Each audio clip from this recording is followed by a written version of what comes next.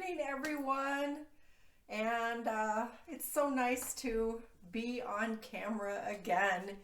I have had so much drama, so much to deal with. My hands are juggling. I'm so glad I didn't have a regular 9 to 5 job. And I'm so glad I didn't have clients in a clinic waiting on me, life and death stuff. All of those years are behind me. So now, this is a little more deeper if you haven't figured it out already. What I do with my life is I create. I'm like the eyes and ears of God. You tell me your problems and we come up with solutions. I'm highly, highly creative. And I drive most of my friends and my family, and if I ever had a boyfriend, I drove them nuts because I'm always creating. There's always 5 projects on the table. And if you could see what I'm looking at here, there's 3 art projects, all in various stages of assembly. And they are all aimed at telling stories. It's what I have dubbed holy, chic, iconic installation art, and each one of them, each word has a reason for being there. Holy is because these are my little spirit guides. These are my visions. These are divine stories that have come to me that I've downloaded over the years that have meaning, have purpose, have given me direction in life, have been things that I've paused on and contemplated for years, or maybe only an hour or two through the process. Everything I do is creative. The word chic is because I try to make it a little elegant, a little bling, kind of like me. Ha ha ha. I know, funny, funny, funny. But it's modern. It would go in, $1 million estate, or it would go in somebody's trailer house bathroom, depending on the person, of course. But they couldn't afford it, probably. Anyway, my work is all kind of sprung out of my stories and things and visions that I've said have come to me. They've come from past life regressions. They've come from different stages in my life. They've come from stages before my life. They've come from the saints, the ascended masters. They've come from stories, iconic spiritual stories that have been told.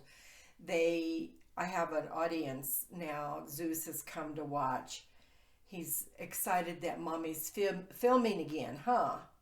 Yeah, I have been under the weather. Finally got everything moved to Albuquerque and things dropped off. I dropped off. Anyway, into a whole different end zone and timeline. And different creations came. I had a big, huge purification process. And then I feel a lot better. I've been really nursing and self-caring and self-loving and visioning and all of that. So I have been busy creating more art because I don't know anything else better to do. That's what I do.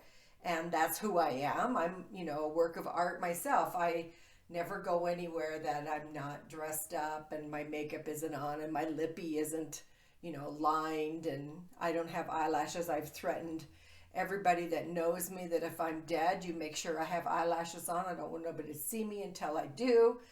I have all that vanity aspect, but it's been somewhat purified, and it's just who I am. I just choose to have those iconic eyelashes installed. So with that being said, holy chic iconic means I do a lot of icons that we've had in our history, world history, universal history. I've done pieces of Fatima of Portugal, of Van Gogh's irises, and the piece I'm getting ready to talk to you about today is behind me. I've had my behind it is my Native American Jesus. I'll pop it out here in a minute. And I've done a lot of easy interpretation things. This one was a very easy piece for me. This one's called Masters Among Us. And it's all about our spiritual guides. We may not see them. They may not look like us, but they're there. They're souls, they're spirits, they're high vibrational energy, and they're nudging us on.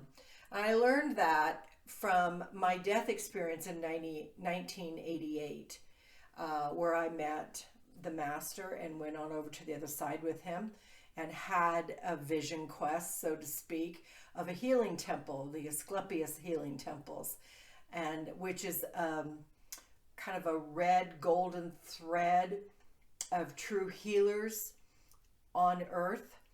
They that have descended into earth's plane. We are wounded healers. We heal because of the healing that has come through us. We've been broken, and now the light shines through us.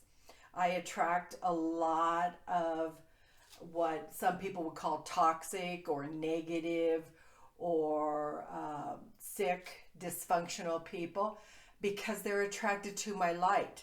They're attracted to who I am and what I hold in my energy, and they want to be a part of that. They sometimes mistakenly want to own it or control it or dominate it or suppress it or attack it because of something they didn't get themselves.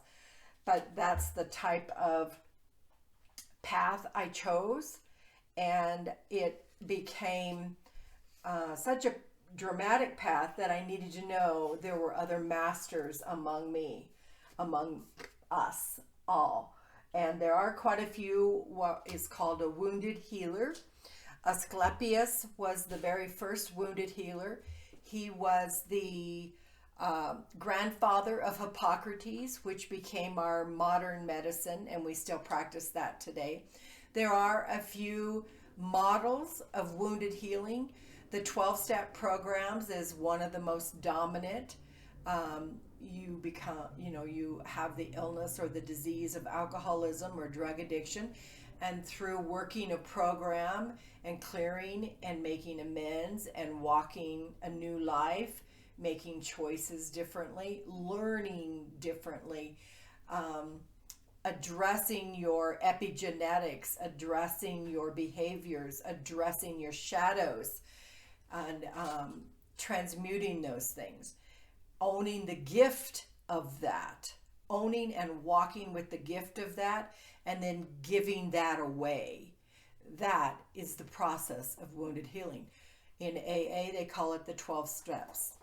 In Narcotics Anonymous, 12 steps. So there are many steps to fully embodying the wounded healer archetype or paradigm or methodology or path.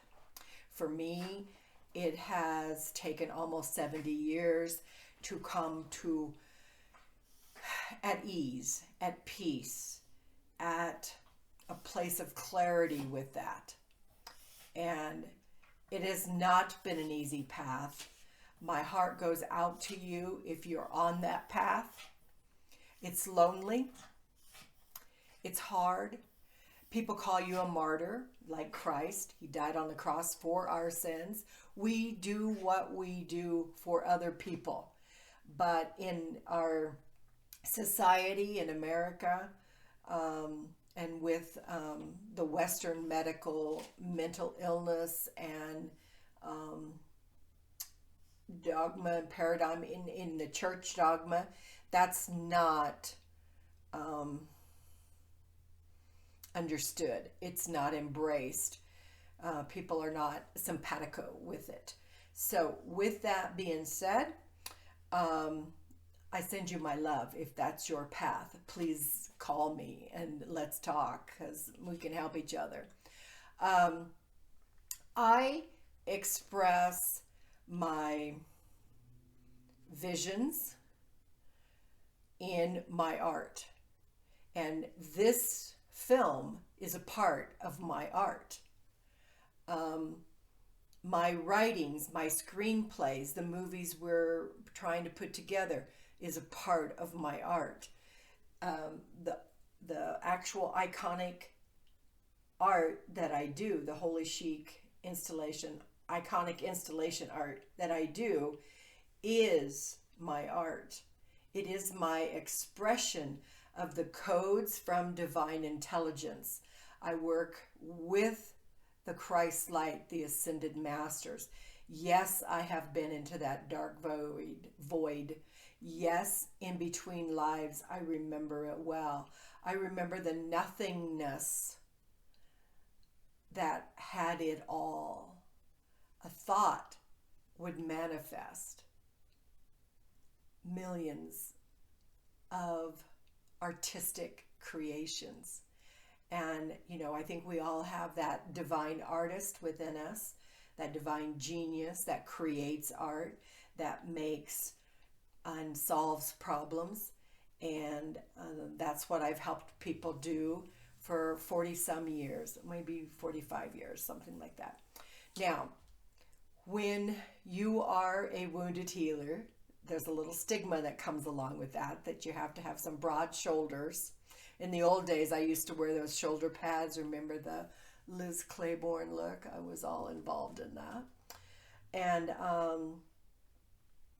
your family, your close friends, and even your spouse or your business partners will not get it because they're not meant to.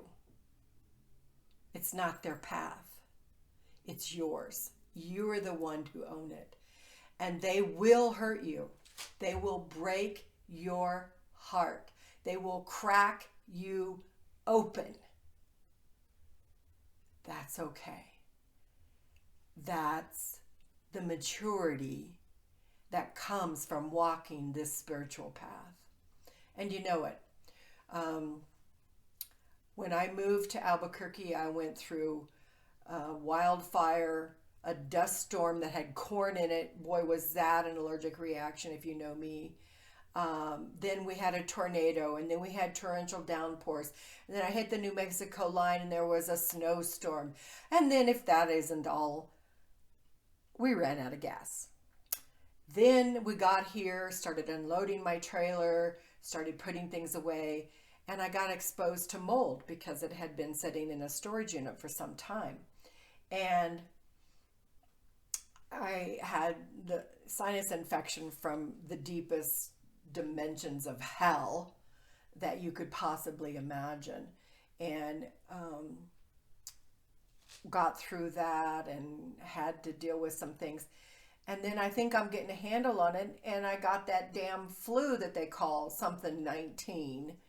And yeah, that was fun. Got myself through that. And a week later, pneumonia, because I am, everything is in my heart, in my chest.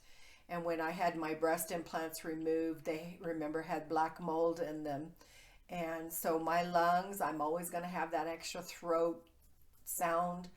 I just take everything there. Lungs are about grief and light and white energy, and it's also about filling your life with joy. And we don't have grief if we've never loved. Think about that. Grief is actually the symptom of loving. When your husband dies, as I've been through a couple of times, there is tremendous grief. I've had a couple of divorces. There was tremendous grief over the divorce for what never would be. Tremendous grief. I lost my first child before I could hold him in my arms. Tremendous grief. Actually, just yesterday, I was sitting in my chair and somebody had, on a show I was watching, had a miscarriage. I bawled like a baby. I just sat there and felt it and remembered that I had so much love for that child. So much love for that child. And it's a life that would never come to fruition, would never manifest. I send love and blessings to his soul every day, as I do my daughters that I did give birth to, who have betrayed me with their dishonesty, their deceitfulness, their secrets. They all kept secrets from me. You know, well, the epigenetics, they're just like their fathers. There's a reason I was divorced. Secret lovers, and it wasn't me. I am never the person they chose to love. And yet, I have so much love in me, so much love in me to share with the world, and which is why I lead into this story today.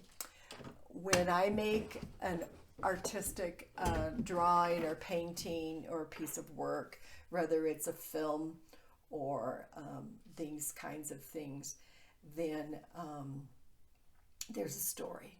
There's a story. And so if you come into my home and you look on one wall, you're going to have so many code downloads, so many images, so many thoughts. It's like looking at a screenplay. Wow, what was this all about? What was that all about? Well, tell me how this was. Where did you get that? What's the story along with this? That's what coming to my home is like. Now, let's get on with this because I don't want this to go too long. This painting back here, and it's a large one. This is, you see the figure in the middle there? Right here? Yeah. This is the story, and then there are figures up here. There's a fortune cookie, and there's glitter everywhere. There's gems. And then down here, there is more fortune cookies, keys. This is some old credit cards, so energies that I've had that I built. And more fortune cookies. This one says, adventure is worthwhile in itself. And then up here in this corner, when you look up at the sky tonight, have a moment for yourself and with yourself. So this is the story of the decision that I made to embrace, and I cognitively remembered this through dreams and confirmed it through a hypnosis guided visualization journey. And I feel the truth of it. It lands in my soul as authentic. When my soul decided to come to this earth as a master already, taking on projects, taking on a purpose, we all come alone. We all come alone, and we're going to die alone. We leave our friends behind. They're watching over us, just like the masters among us, painting. But we have to find in this human physical light bulb body that we have. I usually have a light bulb that I can hold up here for you. When you turn that light bulb on, that light, that electrical brightness that's in there is your soul. The bulb, the glass piece itself, is your body. So when you turn that light on, yes, there's dark when the light is off. Things and life still go on when the light is off or not available.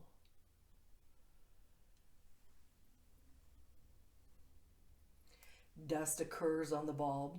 We have to maintain the bulb. We have to maintain our bodies.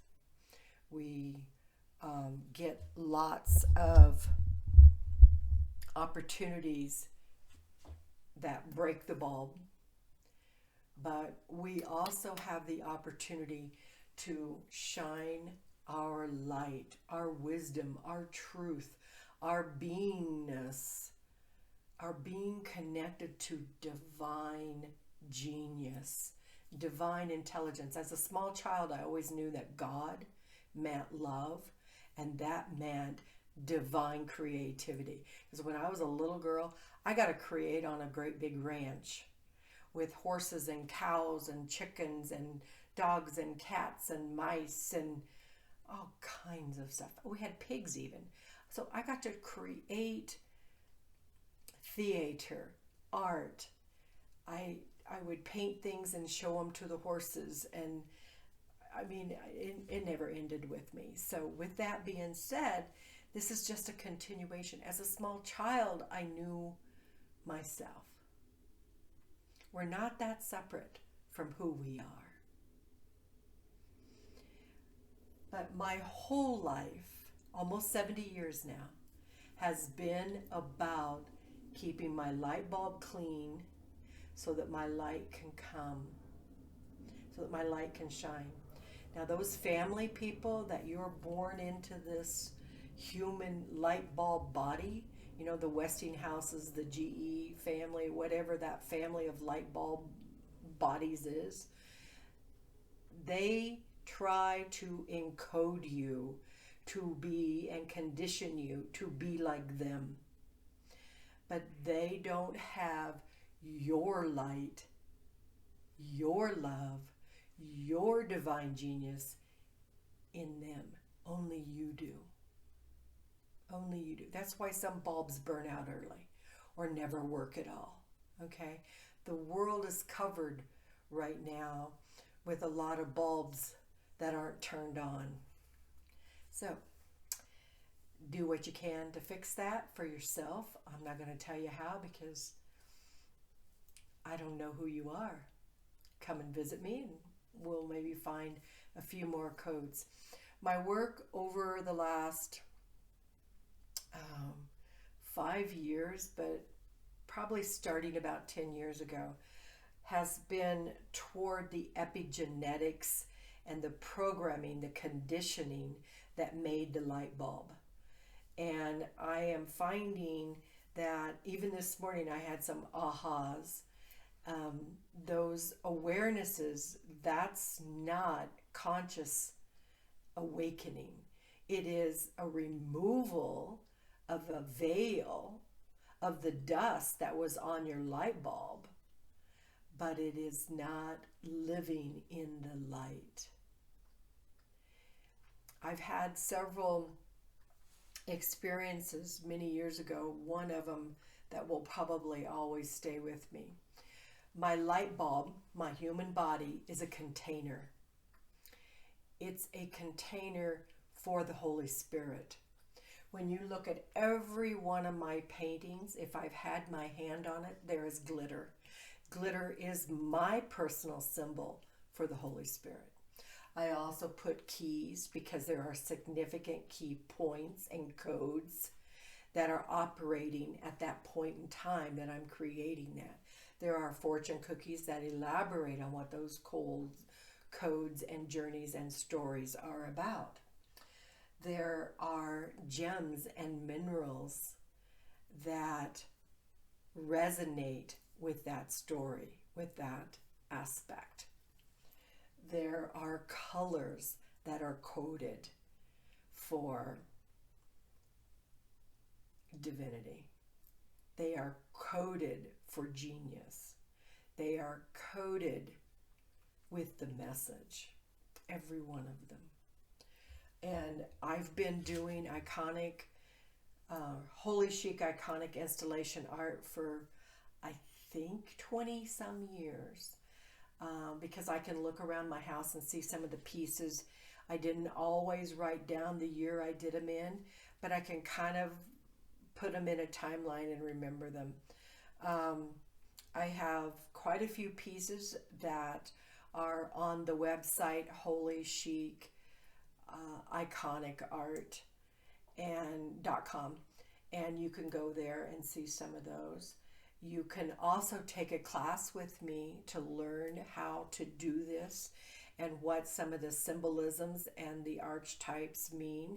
I do a lot of work with totems and crystals and gems and colors and vibrations. Keys, I love finding keys. I keep a lot of weird magazines because I'm cutting and pasting and taking things out. I haven't been to a Chinese restaurant in quite some time, but I used to do that a lot when I was younger, so I have a big bag of Chinese fortunes, and then my friends give me some here and there. So I have a lot of found objects. So that's the piece of the installation in the art that makes up holy, chic, iconic installation art.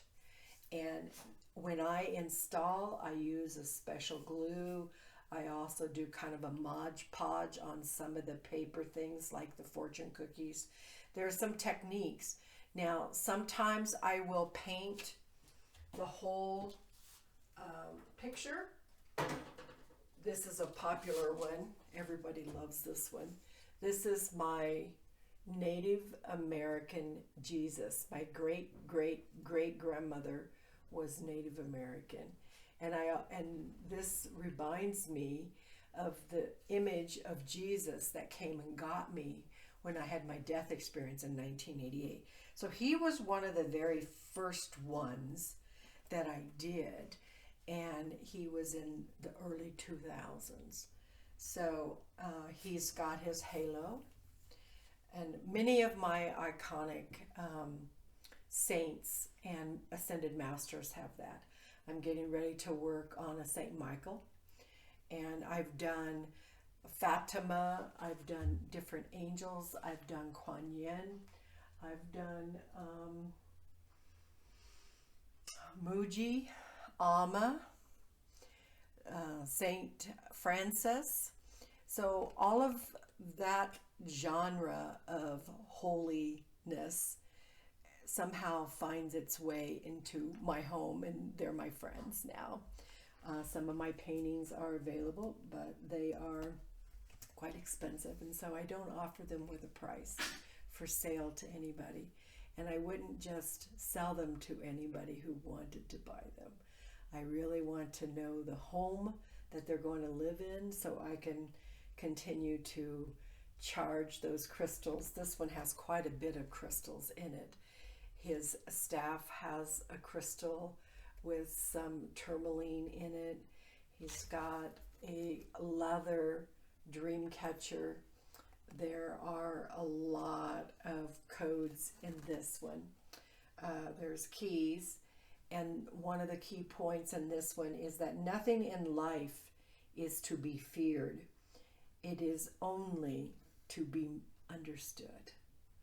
And I think that's where I'm going to leave you, because that's what my art helps me to do. It helps me to understand my journey. It helps me to understand the dynamics. I did a lot of pictures and pieces of my children and their dysfunction sometimes, the alcoholism. A couple of them affected by pedophilia. And so some of those paintings are rather dark, but I try to put the love and the sparkle and the energy of the Holy Spirit in and upon them and through and around the painting. Part of it is as a mother's love.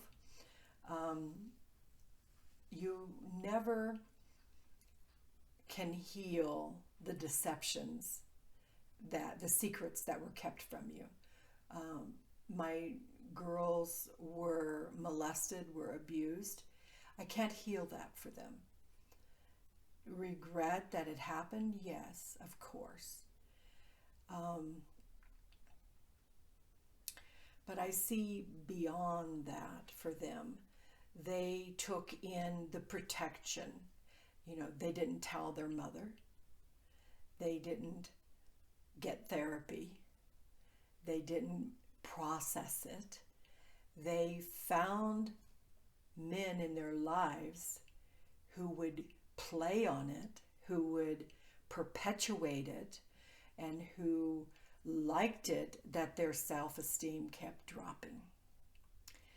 Okay, and that those men kept secrets and acted out other sexual problems in their lives or sexual challenges. Okay, so my children continued to find the sexual dysfunctional partners because they were familiar to them. I don't know if my children know that or not. Anyway, we do what is familiar, and that's part of the epigenetic code that we have to break the curse of. When I realized that I'm working on a painting right now. Let me see if I can hold it up without damage. There is some damage. It's all right.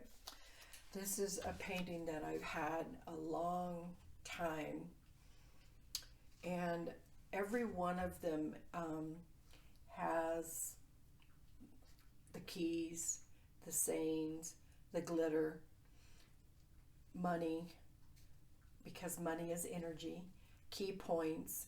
This one is the future comes one day at a time. And this is a long thing about lessons in relationships. And this is a long line of men that I felt epigenetic. You know, this starts with my dad's dad. There's a picture of him. And then my dad. My dad was a very complex person in that he had some brain damage. And then my kids' father, and then another man that used me and betrayed me financially, and someone that totally loved me but betrayed me in the marriage and died when we resolved it. So life stories can be put on these canvases, or in our movies, in our films, in our books. This specific painting, this with the green dress, is coming up. It's going to be called Allison. I don't know if you know the song by Linda Ronstadt back in the 70s, Allison. So you might go read that. That was the 70s. I had a lot of relationship torment. And, you know, it's just for the mill, right? We get a gift from it after we've contemplated it and realized that we no longer deserved that kind of expression, you know. So with all that being said, I think I've shown you enough for you to get the bigger picture of what iconic, Holy Chic iconic installation art is about. And I invite you to come and study with me, to create with me. As I said, I, at one point was getting ready to open a holistic medical spa here.